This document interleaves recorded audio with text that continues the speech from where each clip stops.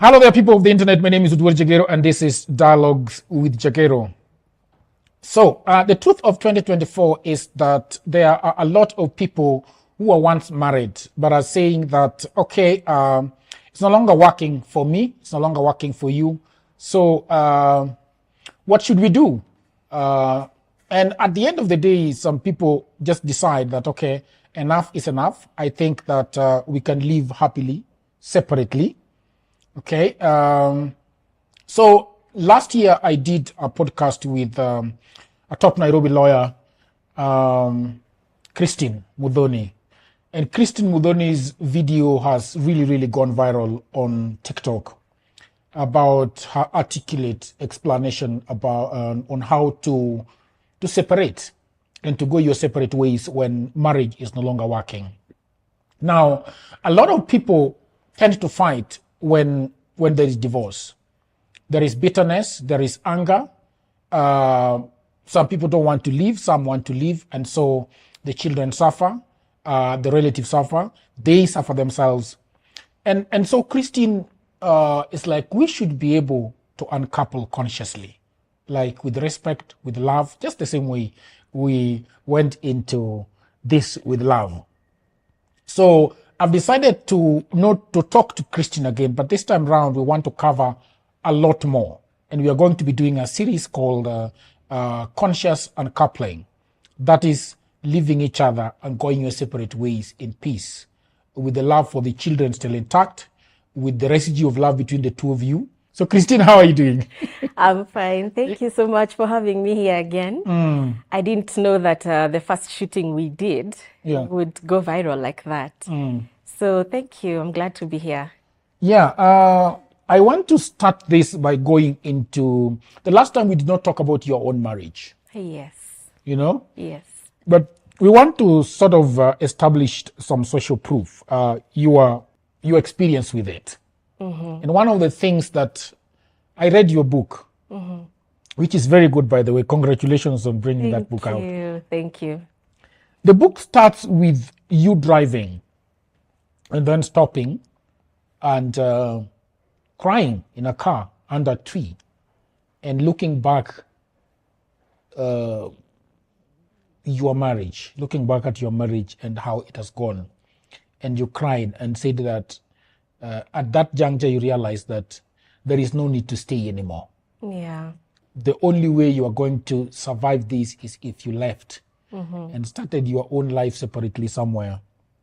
So I know we've talked about this much. There's a lot with you, and there are people you want to respect in your marriage. There are people you want to respect, especially your family members, and you don't want to talk about people who have no platform like this to give their version of the story. Yeah. But tell me about yourself. Tell me about that day that you drove and stopped by the roadside and decided that this is not working for me anymore. Well, my marriage had been good, like you'd expect. People marry because they're in love. They want to be together. So, of course, it was good while it was good. We were both happy for a couple of years until we were no longer happy. And that happens for various reasons. And that day I drove, it was Uhuru Gardens. That time Uhuru Gardens was still Uhuru Gardens. So you'd drive in and there was a field and you could park your car there and just sit. But I had just been asked for a divorce. My husband is the one who said he wants a divorce. And in as much as I had seen it coming, I was shocked. Nobody ever prepares you for that, you know, because you get married and you know it's for life. And no matter what happens, whatever problems we encounter, we will solve them. So me, when I got married, I was getting married for life. And I never foresaw a situation where my husband will tell me, I want a divorce. So, of course, I did resist because the day he said he wants a divorce, I remember it was very early on a Thursday morning. And we had had an argument the day before. Arguments were very common for us at that time because things had already started going downhill. But he had never said, I want a divorce. So when he said that, it hit me really hard, like it has come to this. And I thought he's talking out of anger. Maybe he didn't mean it. He doesn't mean it. Maybe it's something that we can resolve. And I told him, no, let's not talk about divorce right now. Can we talk about this tomorrow? And so the next day I reminded him, you said 1, 2, 3. Can we talk about this? And he said, no, I want a divorce. And I was preparing to go to work, because I was still in practice. I was dressed up and everything, and I was driving to the office, but I couldn't get to the office. I just felt overwhelmed, like, hata kama it's so bad. It has never been this bad, And we used to go to Huru Gardens. We used to take our children there for play dates. We also used to go for park and chill sometimes. And so I found myself driving into Huru Gardens, and I parked somewhere under a tree. And then the whole weight of it came upon me like a dark cloud, and I just cried. I cried, Jagero. I couldn't imagine, is this the end? That was the first time I had divorce, but I never accepted it in as much as I went and sat there and cried. I did go back and tell him, let's take a break from the marriage. Let's separate for a while. Maybe after the separation, emotions will settle. Whatever it is that we are facing, we'd been facing problems for a while. I would say years. We were not happy. It was so obvious. But you see, the way we think, marriage is hard, marriage is to persevere. We just thought that's normal until it gets to the point where one of you says, let me pull the plug. And that was it. When I told him, okay, let's take a break and then we can revisit this after some time. So the agreement was I would go and live with my brother. And while I was living with my brother is when I was now coming to terms with what was happening. And I took a solo vacation. That was my first solo vacation. I had never been to one before.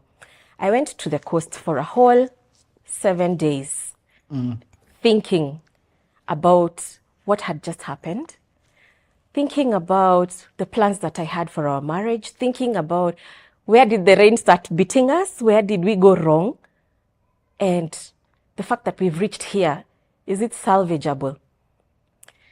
And I can say that was the moment in time when I realized I'm forcing issues. And in as much as I thought we'll just take a break and get back together, Christine, stop forcing issues. You're not happy. It's clear. And if he was to be asked, he's unhappy. And I don't want to say that he did anything wrong or I did anything wrong, but it's just, it happens that things stop working. Nobody divorces because they're so happy. No.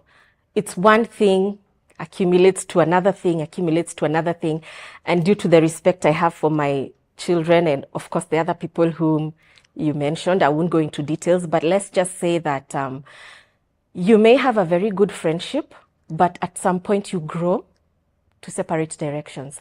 And I figured the years that were good were good. Do we have to throw away everything because now we are not a good couple? No, we don't have to. I would like to have this man as a co-parent, and I would like him to be present for our children in as much as I want to be present. In fact, I don't want us to fight over the children. And I remembered a few years back, I had heard of the term conscious uncoupling. But I really didn't think much of it because, when something doesn't affect you, you don't even bother with it. I never imagined I would consciously uncouple. And I thought to myself, what was that? There must be a way where we can dissolve this marriage if it is what is causing us all these problems, all this chaos, all this unhappiness, but still maintain the good things that we have. We were running a company together. Of course, we have the children, and of course, we had a good friendship. Because by the time we were getting married, we were good friends. And that is where I want to interject and take a little bit of step backwards. Because one of the things that people would want to learn about you is how you grew up. So you've started with the divorce part and, going your separate ways. But let's talk about that young girl, Christine, the young girl. You remember yourself at 19 years, 20 years. Where did you grow up? Did you grow up in Nairobi? Where did you go? You remember you told me that you had never thought about getting married. Yeah. And I want us to back up a little and talk about you growing up. You know, so did you grow up outside Nairobi? Did you grow up in Nairobi? What was your, tell me about your childhood, about your family, how many kids you are. We are 5. Yeah. My parents, and I have 2 siblings, brothers. I'm the firstborn and only girl. And we grew up here in Nairobi. For the most part, we lived in Golf Course Phase 2. My brother and I went to Kilimani Primary School, and my other brother went to Gilgil Hills Academy. He was in boarding straight from primary school. We had a relatively good childhood. My parents were present for us. However, just like any family, we had some issues here and there. And eventually my parents separated. Although they separated when I was at Kenya School of Law. So throughout my childhood and my brother's childhood, we were living together with both parents. I was going to study medicine. That was what I had chosen. But I missed by 2 points. And so I didn't know what to do next. My dad was really hands-on, and so he's the one who chose law for me. He told me, you can do law. Don't worry, even if you didn't make it for medicine, law is equally good.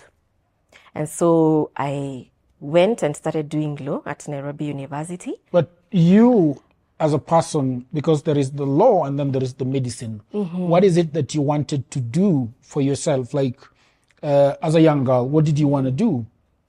Believe it or not, I wanted to be a teacher.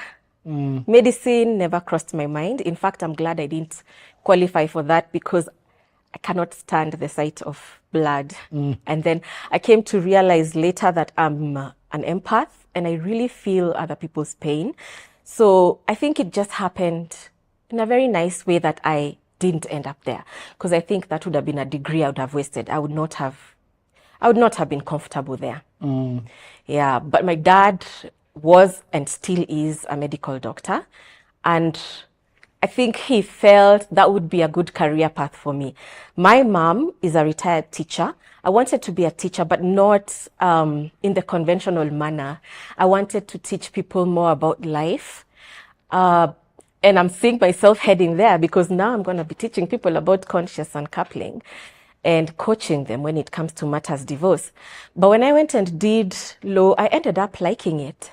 And I graduated in 2007. And I went to Kenya School of Law and got my postgrad diploma. And from there, I went and started working at Muro Mungai and Company Advocates just as a secondment while still waiting to be admitted to the bar. And what I found there, I thought law was so difficult because what I found there was they practice more of commercial law. And so I didn't feel like I fitted in there because things were so difficult. I think the Libra in me likes people, connecting with people. I love relationships. I love family, but I didn't get that exposure in that firm. But somehow I found my way to Barclays Bank Legal Department. And then I ended up at KCB again, Legal Department, until Consumer Credit. All that time I was married because I got married in 2011. And my marriage was good and it was going well. And we were blessed with 2 beautiful sons. One is 10 years now. The other one is 8 years. And everything was okay. Like it was a good life. It was a good life. And until 2015. Yeah. You told me that you've never wanted to have a family. Yes. Sort of, not to get married. Yeah. Why was that in your head? Because of the experience that my parents had. Okay. As I mentioned earlier, people don't separate because their marriage is so happy. They had problems in as much as they tried to protect us, the children, from those problems. It was so obvious. And eventually when they separated, I was left with this idea that marriage is so difficult. It's a struggle. Yeah. And I thought to myself, if marriage is so difficult, why do people get married? Because you start out in love, you start out happy, everything is okay, you have problems here and there, you resolve the problems, and then you're back to being happy, and then again, more problems. And I thought to myself, why would I put myself through this? And so I told my parents, I'm never going to get married. It was a resolve, not because of, rebellion, because at that time, there was it was not so common for you to say, I'm not going to get married or I'll be child-free. It was expected of you that when you reach a certain age, you should be thinking about getting married and starting a family. And so me deciding I don't want to do that, I don't want to go through that route, was not rebellion. It was just, I don't think this is meant for me. That life is so hard. Why should I choose hardship intentionally? Yeah. And so, how I ended up getting married is a different story altogether. Yes, you told me that story. I want to take you back. Everybody remembers how they met the man that finally wasn't the man. Sort of, for lack of a better word. Do you remember first meeting your husband? Do you remember what was happening? Was it a party? Was it a rurashio? Was it a wedding? Where did you meet this man? You told me that he was very, very handsome. Yes, he is very handsome. We met, let me start from the beginning. He saw me in town. Okay. I was just walking in town. And Walking this is the in story. town? Yeah. CBD. This is the story he gave me later. And he saw me and he thought, oh, okay, that girl is beautiful. And so he followed me. Wow. And so I took a matatu and he took the same matatu. Going nowhere. I was going home. He's going nowhere. He was just following me. Okay. And so he sat behind me. He sat in the back bench. And I was on my phone. And he saw my fingers and my nails and he thought, wow, they're so beautiful. I want to see the face of this lady. So where I alighted, he alighted too. And I walked. I was heading home and he followed me. And I didn't know I was being followed. It sounds creepy, I know, but it wasn't. At that time, he didn't come off as a creep.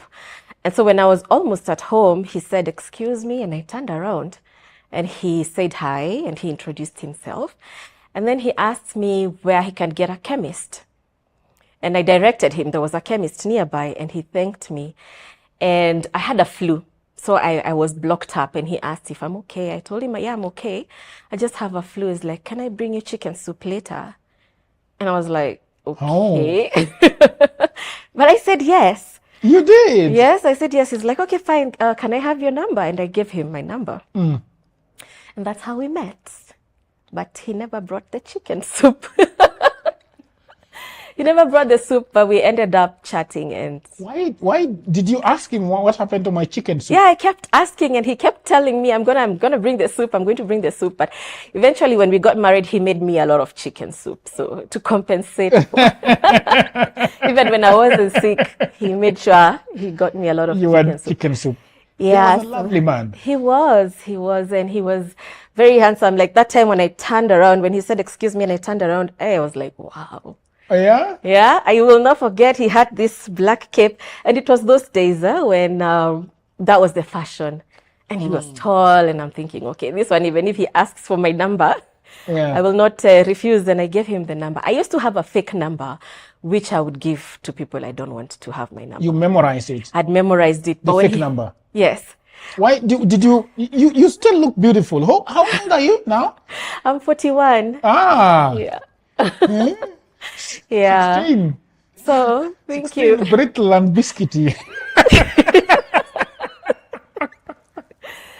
Okay. Thank you. I can imagine you at when were you meeting him, around 2026? 2008, 2007, around there, because I remember I hadn't started working. Yes, around 2008. Okay. So when he asked for my number, I couldn't remember the fake number that I used to give people. I just found myself giving him the real number. And I was like, it's okay. In You fact, couldn't remember the fake number? I couldn't remember it. I just gave him my real number and he did call and we chatted, and that's how our relationship started. Yeah, and turns out he was living in the neighborhood, so it was a coincidence. Yeah, it was a coincidence. So when I was better, he would call me and then we would meet hapo nje, because of course you don't want your parents to know where you're going. Yeah. And we go for a walk and we just talk. That's how we used to date those days. Walk and talk. Yeah, you just go for a walk. And no milkshake. Sometimes, yeah. Yeah, But sometimes, eh? yeah. Girls of these days want milkshake every weekend. No, us, the beauty of it was we just hold hands, Ah. walk. Then you come back, he escorts you. And And then, leaves you by the doorstep. yeah, making sure your parents don't see you. That was it, basically. Yeah, those were the old days, right? Yeah. And then you develop this beautiful relationship. Yes. One thing I liked about him is he's a happy man.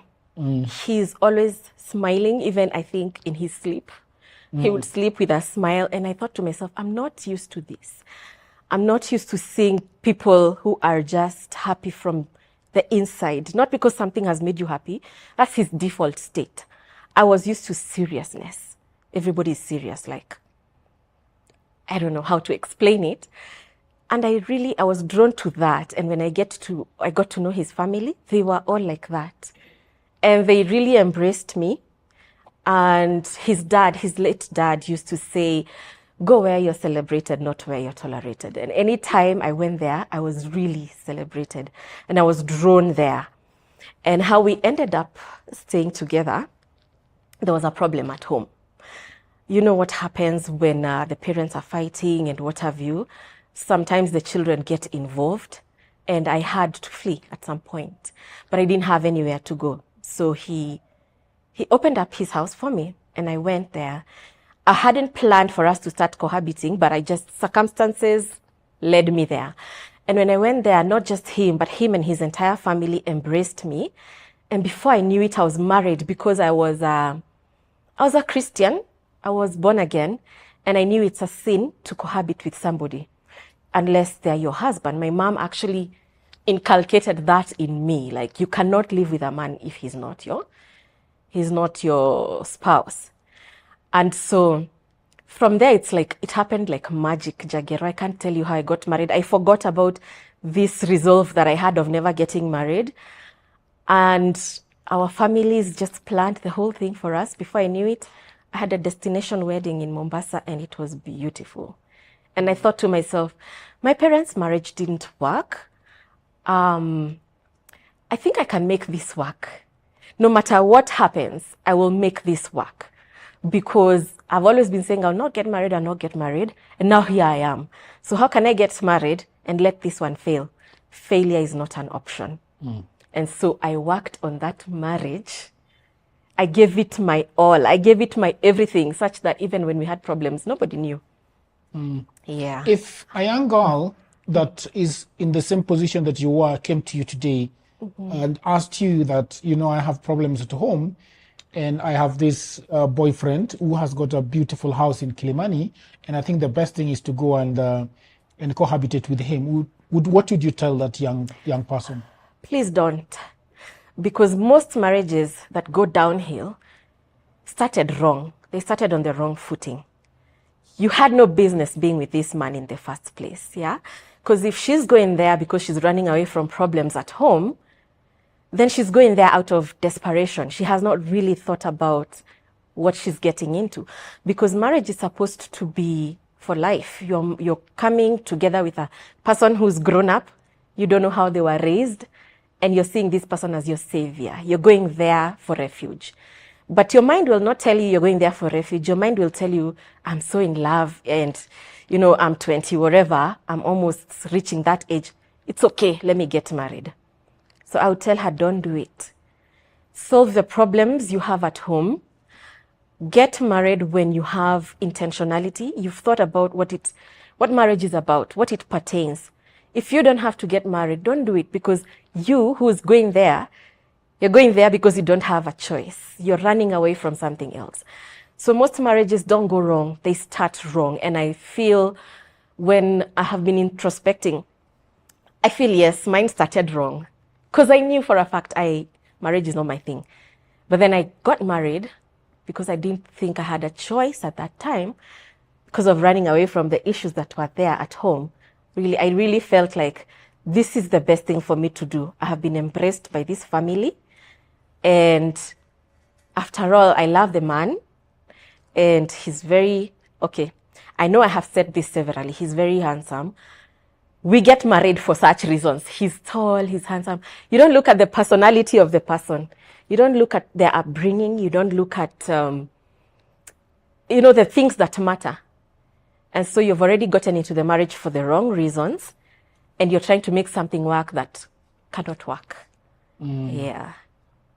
2015. Yes, 2015. I had my second born in 2015. And around that time is when I started feeling I can't fight for this marriage anymore, because I had given it everything. And I was drained. I was empty. I was depleted. And I had an idea that there's a way I can detach emotionally, but still be in the marriage to save face. Because, we fear, what will people say? Especially after you've had such a huge wedding and you've made people travel, to the beach. You were supposed to, you told me how lavish it was. How lavish was it for the audience? We were on Samantha Bridal. It was a beautiful beach wedding. And let's just say, I don't think we'd ever had a wedding like that in my family, my side of the family, even on his side of the family. We hadn't. So it was a very lavish wedding. And then there was also this issue of, I got married knowing I didn't want to get married. So I have a point to prove. Yeah. So no matter how hard it gets, I'm sticking it out. So I stuck it out from 2011 to 2015. Then 2015, I felt... So I started detaching. Let me tell you something, Jagero. Women leave you before they leave you physically. We don't just get up. I hear that a lot. Yeah. Can you shed some light on it? Living is difficult. We are not designed to separate. Whether it is a marriage or it is a relationship, biologically, we are not designed to separate. We have this need to connect with people and to be there with them, So separating is like you're going against nature, and your body, there's a way it's going to respond by bringing back the hormones that made you attracted to this person. That's why you see people break up and get back together, break up and get back together. And so to avoid that roller coaster of emotions, what women do is you detach emotionally first. But you'll still be there, and it's like a pacifier, because you're still seeing him there, and society is still seeing you as an intact family, an intact couple. So we would go to church together. We would go for school events together, family events, everything. But you've started letting go. Like you're okay now. Even if he was to do what, you will not have sleepless nights about it. Yeah. So that is what you mean by detachment. Yes. Not caring. What exactly? What are some of the things that you would do or think about that would explain the detachment issue? Like for example, if he came home late at night, I would not bother to call. Like, where are you? Are you okay? What time are you coming? I will not wait up late for him to come home. I'll be okay. I'll just go to sleep and I'll sleep. Now, I hope that you're enjoying this program. Over the last 15 years, I have been working online for clients in America, in Europe, and all over the world. And that is why it pains me a lot when I see a lot of African brothers and sisters saying that they do not have a job. Now, this is the problem. A lot of people are trying to look for a job in 2024 in their own town, in their own country, in their local area. Now, the truth is, there are no jobs in Africa, at least not so many jobs. The good news is that we have internet these days. We have a tablet, we have a computer, we have a phone, and that means that we can do a lot of jobs. And those jobs are online. That is why over the last 4 years, I've been writing a book that is called Digital Goldmine. It is a book that explains to you how you can earn money online. The 18 hustles that I've chosen are basically for Africans. Okay? Because what happens when you are doing online jobs is that payment is usually a problem. So these 18 side hustles that I have put together in this book, you can be paid very well and very conveniently. Okay, so the book is only 1,000 Kenya shillings. That is about $10. You can buy it in Kenya using paybill number. You can buy it online from anywhere in the world using a credit or a debit card. All the information about this book is in the description below. Just need to go to the description, click on the link, and you can buy this book. And if you have a brother, you have a wife, you have a husband, you have a friend who is sitting at home and watching Netflix, please do buy this book for them. If you are the one sitting at home and watching Netflix and have nothing to do, please buy this book and your life is gonna change forever. You know, I will not be bothered to check his phone. You know, before you want to possess him, you want to own him, you want him to be yours. But when you detach, you don't care. You're like, it's fine. I don't want to know, and I'm okay with not knowing. You know, there's that one of, I don't want to know, but you're hurting, you're curious. Now this one is, I don't want to know, and I'm really not bothered. I'm not thinking about it. Or you would, when you're not detached, you want to know what he thinks about what you do. I want to change my career. I want to resign from the bank. I want to start practicing. You'll talk about these things. But when you're detached, you think about big decisions like this and you make them on your own. You know, it's Christmas. Are we going to your side of the family? Are we going to, you don't care. You're like, it's okay, you go. Me, I'll be here. I don't mind spending Christmas alone. Or you make your own plans, go do your own things. If it's about going out, you'll just come back home on a Friday after work, shower, dress up and say, I have gone. You know, there's no for saying, oh, how do you feel about this? You know, I'll be with so and so. You can come, you can drop by. No, you just get up, go, come back whatever time you come back. That is how it is to be detached. You're just there physically, but you're not connected emotionally. You're going through the motions. Also, a wife is supposed to make sure that there is food at home. Okay, there is food, full stop. Nothing above and beyond that. You said that you were drained. What was draining you? Finances. I was completely drained. When I was employed by the bank, I had access to loans at a good rate as a member of staff. And so I had mentioned earlier that we had a company with my ex-husband. There are other businesses that we had together with him. And I had taken up a few facilities to finance the businesses. And they were not going well. They were not going well. I could not see where the money is going. I kept going back into my pocket for capital and also for expenses and all that. I could not see where the money is going. So we had a few small businesses that did not work. And then now we had the company. The company really drained me because at some point I even had to pay everything from pocket, from the rent of that office, to the equipment of that office, to the uniforms, to everything. And you see, when you're a couple, there's no for this is my money and this is your money. It's family money. So when something needs to be done and you have the finances, you do it. Yeah. So at some point I found myself doing so much that I was overwhelmed.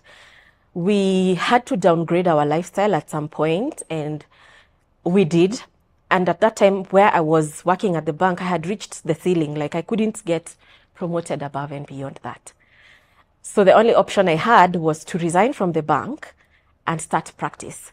And when I practice, whatever money I make is dependent on my effort. So I could work and work and work. You know, I could become a workaholic and I could be able to keep up with the bills and expenses and all that. And that's how I ended up resigning from the bank and starting my own practice. So you can imagine, I've started a practice. I also need to pay my rent. I also need the overheads of my office, of his, and now there's no salary coming in every month. And I felt like he's not pushing his weight enough or as much as I would have wanted. I did understand him because I can see he's trying, but then I'm feeling frustrated, you know. There's that frustration of we shouldn't be here where we are, or where we were at that time. And it just drains the life out of you. I don't know how this will sound, but when a man does that, takes care of his family, he gets honor and he gets respect. But when a woman does that, she gets drained and overwhelmed. And when a man is in that position of receiving from his wife, he also gets to a point where he starts feeling emasculated, or some resentment starts growing. And when the wife is trying to tell him, I think we should do this, it will help our finances, it feels more like controlling or nagging. And that's why I would say, in retrospect, I had my faults, yeah, as to why the marriage did not work. I would say, yes, I was controlling, come to think of it. And sometimes they say that when a woman has that upper hand in the marriage, she becomes disrespectful. I don't think I became disrespectful, but I wouldn't speak for him. I don't know how he felt, because we've never actually had a sit down to say what went wrong. You know, the moment I was told I want a divorce, that was it. So yeah, that is how I felt, overwhelmed and exhausted and depleted. And I think I sort of withdrew further into my cocoon. Already 2015, I had detached emotionally, but I'm still in the marriage. 2016, 2017, 2018, 2019, I think now he had already started feeling the... That is a presidential term. What? That's a presidential term of detachment.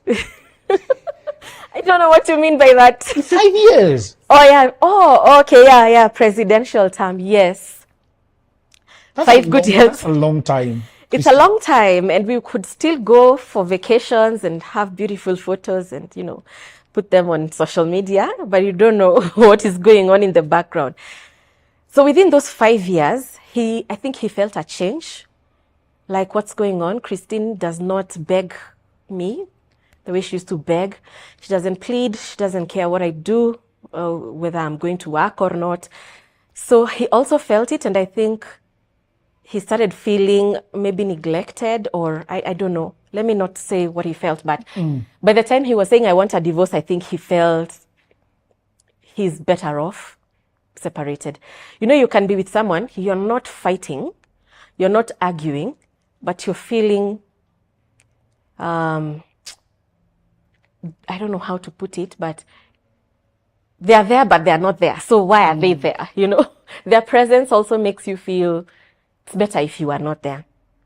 You know, something that has struck me with your explanation of when you're talking about you're wondering whether you are controlling, you're wondering whether you are disrespectful. I actually had a marriage.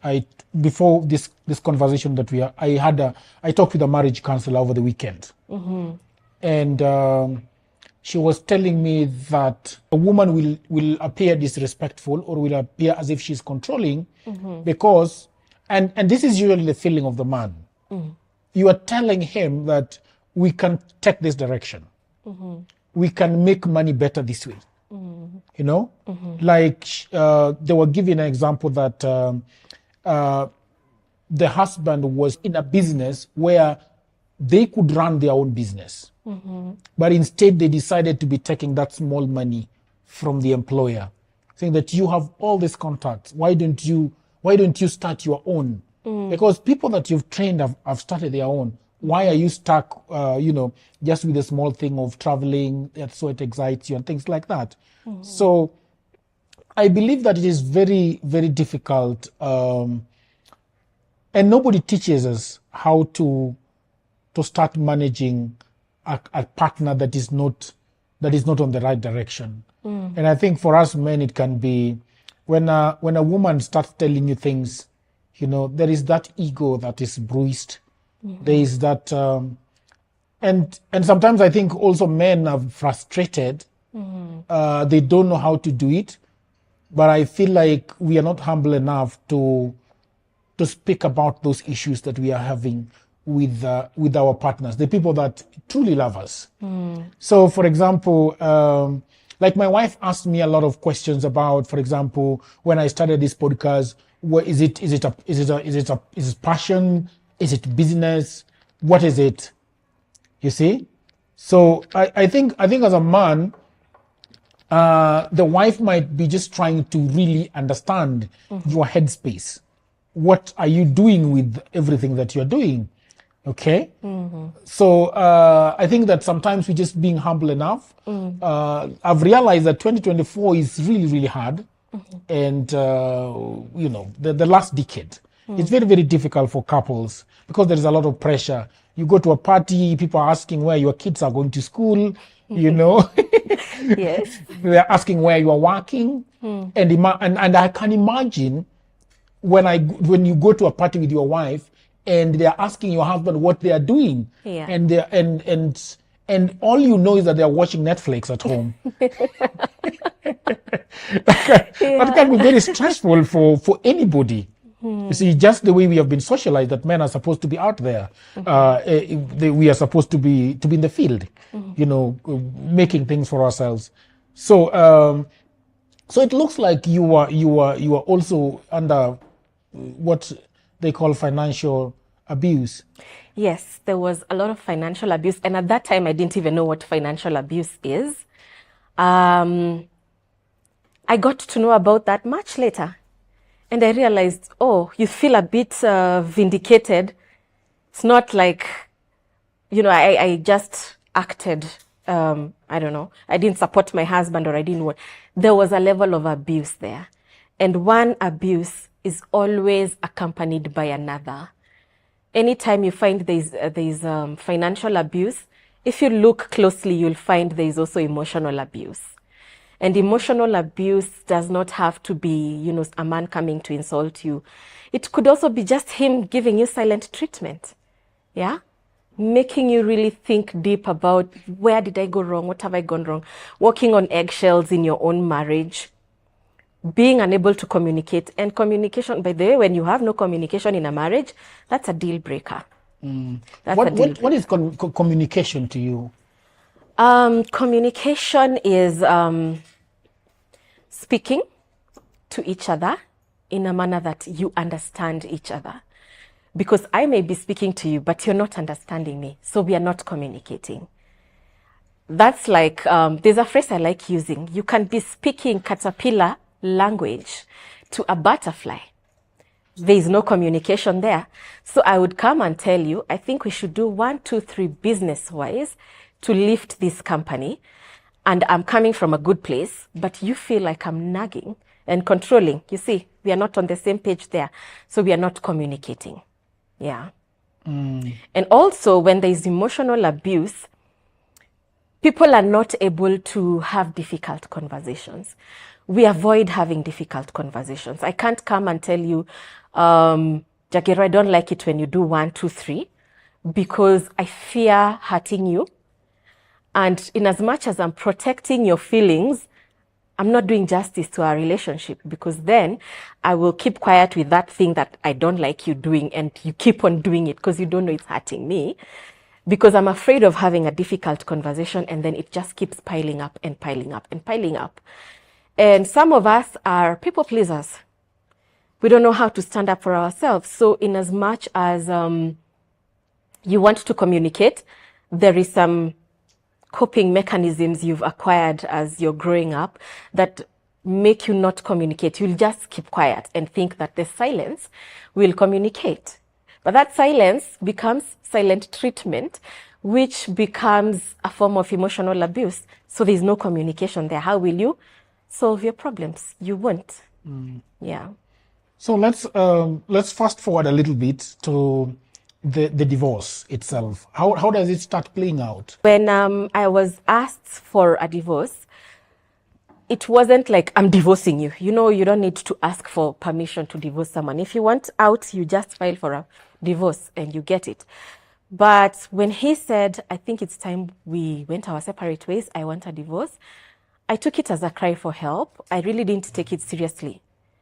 In as much as I was shocked because that word had never been used in our marriage before, I took it as a cry for help and I refused. And I said, no, let's take a break instead. And even after the break, let's give it 1 year. Because I remember that was 2019, December. I said, I will not file for a divorce until 2020, December. And the reason why I was to file is because we had agreed, since I am a lawyer, it would be better if I filed as the petitioner because I can mitigate everything, I wouldn't make it very ugly and you wouldn't have to spend money on a lawyer and all that. I will file after 1 year. Why I was giving it 1 year is because I thought whatever it is, time and space will resolve it, yeah? But when I took my break and I went to live with my brother, and then I had all this, I did a lot of introspection. And I thought about, it was like, I don't even know how to explain. It's like my eyes opened. You know, sometimes when you have a problem and you're so close to it, you cannot see it. But when you take a step back, then you can see things clearly. So I got clarity and I realized, no, I'm forcing issues and we are better off apart. However, what's going to happen to our children? Because I don't want to put them through what I went through with my brothers when my parents separated. There's a way children are really affected, yeah? They're really affected. Fine, if the marriage is dysfunctional or toxic, they are still affected. But also when you separate, there's a way you can separate in a way that they're traumatized as much as you, the couple. And I thought, if there's a way we can separate and minimize the trauma for the children, because I want to protect them from what I went through and what I see my clients' children going through. And so I thought, let me go back. Because we were still in talking terms, yeah? So I call him and we sit down and we talk, and I tell him, I have this idea. I know you're very unhappy in this marriage, and I am also equally unhappy. This is a very civil way, Jagero. The words were very different from that. Yes. You can imagine how that language was. So if this marriage is the cause of all these problems, how about we just get rid of the marriage and maintain everything else? Maintain what? Our children. Let's co-parent. Let's not fight over the children. Let's not fight each other. Let's not dissolve our company and also our extended family. Let's not create enemies. Set up camps. Your camp on that side, my camp on this side, and our work is to hate each other. You know, when we got married, we brought together two families. And they said, okay, this is the person you've told us you want. Yeah, okay. They had no choice but to love the other family. Now, when we start fighting, they'll also become enemies. Like my brother will meet his brother on the street and they'll just pass each other, you know. So I didn't even have that word conscious uncoupling in my mind. And I just thought we can do this in a peaceful and amicable way. And he said yes. And we tried for a while. Actually, he had custody of the children. I would go visit. And I would still do the things I used to do in the house for the financial bit to make sure they were comfortable. But that went on just for a few months. And then things again crashed. I think I mentioned that when he asked for a divorce, I took it like a cry for help. I did not think he was serious. And so he was wondering why I'm not coming to, you know, beg, can we get back together? Because I had already done my introspection and I thought, okay, let me release it. So he was not ready for what happened. I don't think he was. And so now there was a bit of friction where perhaps he didn't communicate his expectations. And I too did not communicate that I'm done, but being done with this marriage doesn't mean we are enemies. We can still work around it this way. Let's just say communication was a big problem for us, because even at that period, we could block each other, unblock each other. Today we are talking, tomorrow we are not. And then I decided I can't live like this anymore. And that's when I filed for the divorce. I filed for it and I thought it will proceed the way we had agreed, but it didn't. When I filed, I think I forgot to mention that it's fault-based, so there are some things I will write there so that we can convince the court that our marriage is not working. And he took it personally, and so he responded. So you were supposed to, you were writing these things just to make it easier for the court. Yes. But then he was like, why are you writing this? This is not what it is. Yes. Because at that point now, when I was giving up and saying, okay, fine, I will not even wait for that 1 year, let me file, I had given up on the trying. This, what I thought was a cry for help, now I can see maybe it wasn't. So let me just give him what he wants. So I did it because this is what the law states, the Marriage Act, and I have to prove fault and all that. You don't need to defend yourself. We'll get the divorce. But at that time, we were not talking. We were at the point of we've blocked each other. So I filed. He served. I had a lawyer at that time. He served, and the first thing the reaction that comes naturally is to get defensive. And so had he probably not been defensive, the divorce would have been quite smooth. But then he went and responded. And now the response made me think, wow, this is what he thinks of me after I have been so cordial and everything. And so at some point, while we had already filed for the divorce, he relinquished custody of the children back to me. And again, that brought issues as well, because apparently he was not giving custody to me. He was bringing them for a visit and I didn't give them back to him. Let's just say a big mess, which we will not go into details. And eventually we got our decree. Decree means? Now you're divorced. You're officially divorced. It's what you use when you want to show I am divorced. I am no longer married. Because you see, if you are married in... There are places that you need to show that you're no longer married. Yes. Like maybe if you're applying for a visa somewhere, and you have to state you're single. How are you single? Were you divorced or were you never married? So you show them the decree. Or if you go abroad and you want to marry someone there, they'll ask for a certificate of no impediment. So you have to use that to get that certificate. Is it like a certificate? Yeah, it is. Certificate of divorce? Yes. There's the nisi and the absolute. It's just like a paper, but the seal of the court is what makes it the certificate. The nisi and the absolute? Yes. What is the difference between the two? Nisi is temporary because we've seen people going through the whole divorce process and then you get back together. So nisi gives you a chance to go back to your spouse before you get the absolute. Absolute normally is given, depending on the circumstances of the divorce, between 30 to 90 days after the nisi, you get the absolute. Within that period, you can get back together if you want. But if you're sure you don't want to get back together, then you get the absolute and now you're done. You can't get back together unless now you go through the whole marriage process again. You go to the AG and Yeah. you will have another marriage certificate with your witnesses and all that. Yeah. So we got our decrees and it was over. But I usually say that divorce is a process. It is not an event. Getting that certificate is not it. It's the emotions you go through. The emotions, the time when you are deciding whether to do it, the fights you have during the process, the grieving, and it can even go on years after you have actually gotten your decree. That's how it was for me. Amazing story. Yeah. I am happy that you're now happy. Are you happy now? Yes, I am. I couldn't talk about this before. I couldn't. It was so difficult, but it comes to a point where you resolve everything within you. You take responsibility for your part. You stop the blame games, and then you put yourself in the shoes of the other person and try to see what it is that they're going through. And then you extend grace to them. And when you do that, you're setting the ground for healing. And it's very personal. It's so personal that nobody can help you do that. Yes, you can see a therapist. You can see whoever you need to see. But it starts within. Time does not heal. You have to be intentional and deliberate. Because I've seen people divorced 10 years, but they're still so bitter and so angry about what was done to them because they feel like it was done to them. They don't feel like they had... Was it not done to them? No, nobody did anything to you. It's just they communicated and then you had to make a choice out of their communication. Or it unfolded organically. It gets to a point where if it's not working, Jagera, it's not working. You can't come and say, you have left me, you have divorced me, you have hurt me. No. We have lived together happily up to this point. Whatever happened, happened. We grew separate. We grew to different directions.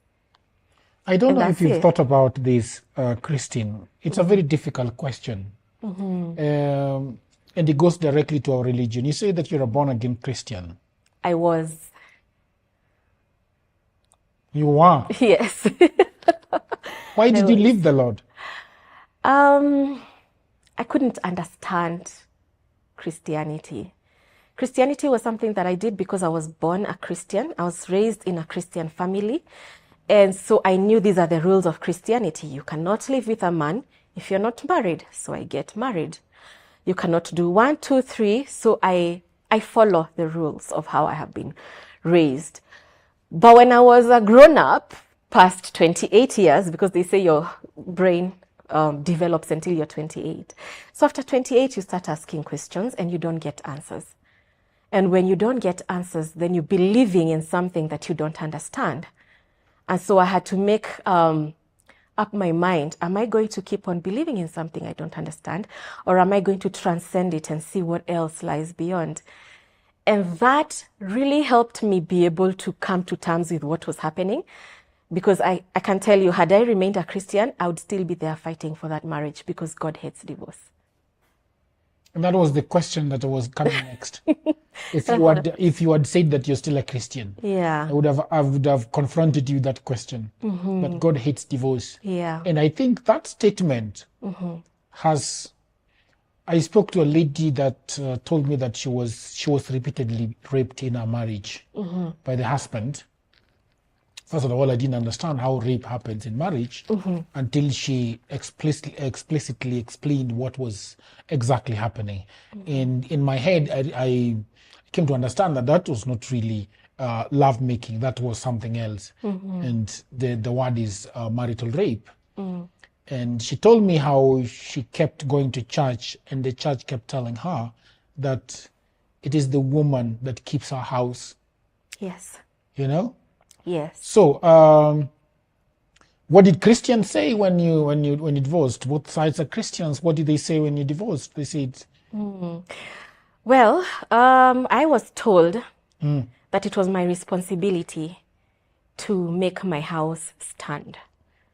That if this marriage collapsed, it was my fault.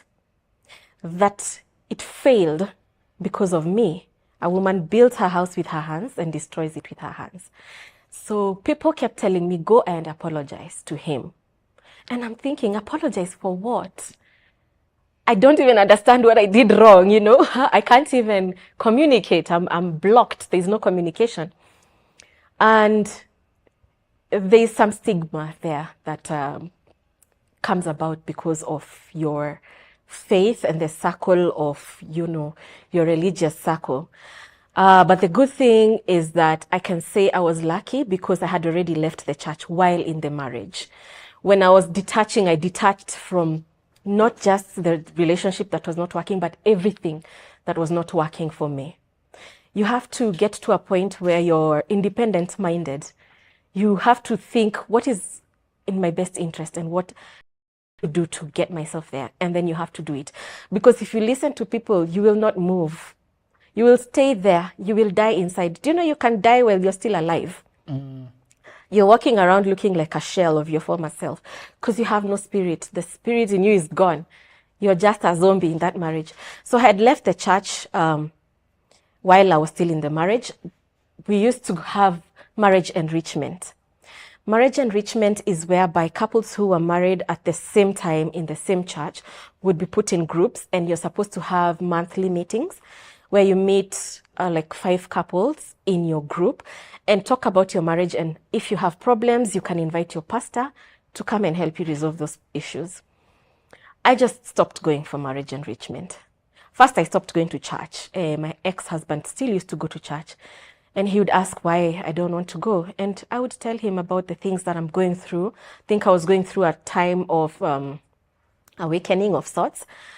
And so I would just allow him. I will wake up, prepare the kids, and he will go with them. They'll come back home. I've made lunch. Life goes on. And then he, at some point, also got tired and stopped going to church. It's not easy to go to church as a man with 2 toddlers. Then, but for him, it wasn't because of anything spiritual, you know, awakening or anything. It was just, it's a bit inconvenient.